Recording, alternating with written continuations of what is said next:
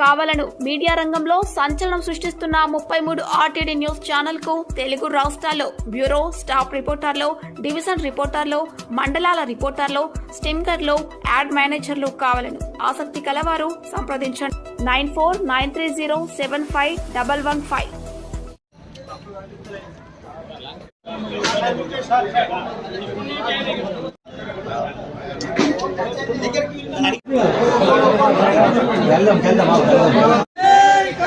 రేవంత్ రెడ్డి నాయకత్వం, రేవంత్ రెడ్డి నాయకత్వం, భూపత్ రెడ్డి నాయకత్వం, భూపత్ రెడ్డి నాయకత్వం, Congress party Congress party,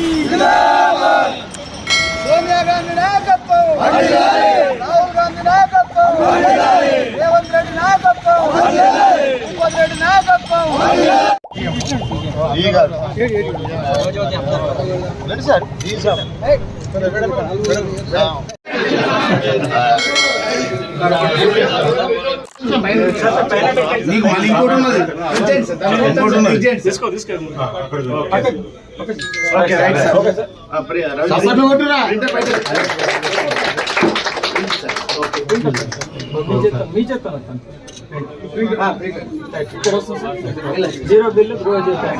Congress party Bhupath Reddy గారి నాయకత్వం, భూపత్ రెడ్డి గారి నాయకత్వం, రేవంత్ రెడ్డి గారి నాయకత్వం.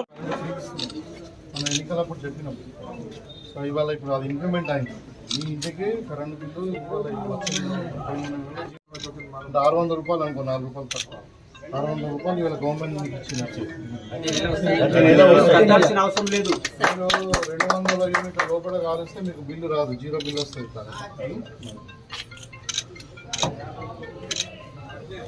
ఓకేనా?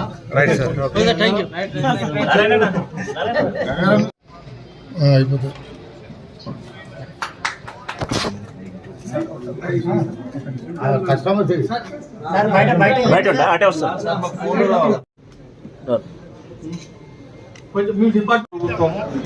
గౌరవనీయులు ముఖ్యమంత్రి శ్రీ రేవంత్ రెడ్డి గారి ఆధ్వర్యంలో కాంగ్రెస్ ప్రభుత్వం ఏదైతే హామీ ప్రోగ్రామ్ స్టార్ట్ చేయడం జరిగింది.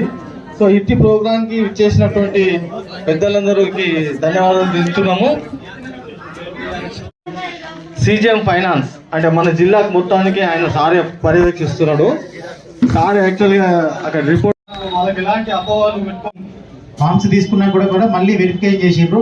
ఆ వెరిఫికేషన్ చేసిన డాటాను ఇంకా కొందరు రాని వాళ్ళకు కూడా నిన్ననే సార్ మాకు కలెక్టర్ గారు కూడా కాన్ఫరెన్స్ పెట్టి చెప్పడం జరిగింది. ఆ కలెక్టర్ గారి కాన్ఫరెన్స్ లోపల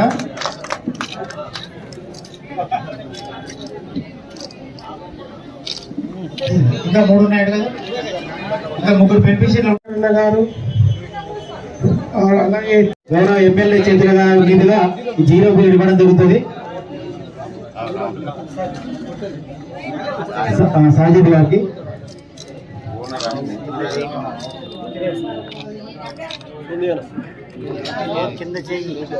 thank you sir. PCC delegate Shekhar Goud గారికి అందరికీ ప్రత్యేకంగా ధన్యవాదాలు. మన బిచ్పల్లి క్రిస్టియన్ సోదరులు సారు భూపత్ రెడ్డి గారిని సన్మానిస్తున్నారు. వారికి ప్రత్యేకంగా అభినందనలు. ఒక్కరొక్కరు పక్కకుంటే సంతు గాంధీనగర్ వారు సన్మానిస్తున్నారు.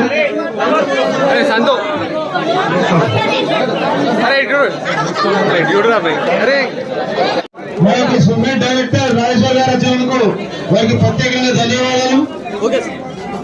మరియు నడిపల్లి మండలంలో మరి నడిపల్లి గ్రామంలో ఎంతో ప్రతిష్టాత్మకంగా తీసుకున్నటువంటి ఈ గృహజ్యోతి కార్యక్రమాన్ని ప్రారంభించుకోవడం చాలా సంతోషంగా ఉంది.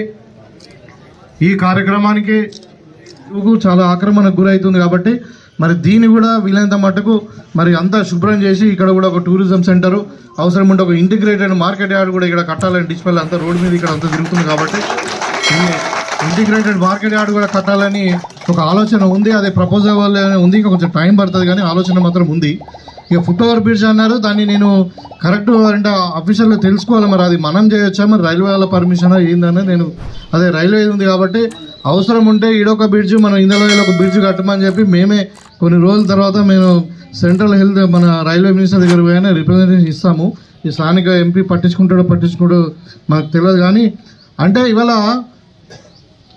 అంటే సమస్యలన్నీ కూడా మనము డెఫినెట్గా మెల్లమెల్లగా చేసుకుందాం. ఇవాళ ఎంత ఇది 2వ తారీఖు, మరి ఇంకా ఇంకా వారం రోజులు ఉన్నది, 3 నెలలు కూడా కాలే. ప్రభుత్వం చాలా విషయాలలో ముందుకు పోయింది, చేసింది. ఇప్పుడు మన ఒక అతను విఆర్ఏ ఆయన వచ్చిండు. ఇవాళ కార్మిక నియామకాలకు నిన్ననే రెవెన్యూ మినిస్టర్ గారు కూడా మనకు జీవో ఇష్యూ చేసినట్టు చాలా కొన్ని వేల మందికి కార్మిక నియామకాలు ఇచ్చారు విఆర్ఏలకు. అట్లా అంటే ఉద్యోగాల విషయంలో కూడా చెప్తే మనము ఇలా నర్సెస్, స్టాఫ్ నర్సెస్ ఒక 8,000 మందిని, కానిస్టేబుల్స్ పోలీస్ డిపార్ట్మెంట్లో ఒక 15,000 మందిని, అదేవిధంగా ఇవాళ మన మెగా డిఎస్సి రిలీజ్ చేసి మన ముఖ్యమంత్రి గారు 11,000 మందితోని. ఇక ఇంతకుముందు అయితే ఎట్లున్నదంటే ఇక డిఎస్సి అంటే అది పేపర్ లీకులు, కోర్టు కేసులు, ఒక ఎగ్జామ్ కూడా సరిగా కండక్ట్ చేసిర్రు. ఇక బిడ్డనేమో లిక్కర్ అమ్ముకుంటుంది, కొడుకేమో పేపర్లు అమ్ముకుంటాడు, అయ్యనేమో భూములు అమ్ముకుంటాడు. అది అలా రాజ్యం. ఇక మన దగ్గర ఉన్న అయితే ఇక అయ్యా కొడుకు 2 ఎమ్మెల్యేలు ఇడ ఇంతకుముందు ఉండే లేరు, కనబడతలేరు. ఇక అంతే. ఏడా మళ్ళీ పోలీస్ స్టేషన్లో పడేస్తారు వీళ్ళని భయం వాళ్ళకి. అంటే ఇట్లా అన్ని లంగాలు వేసుడు ఏమన్నా వేసిరా.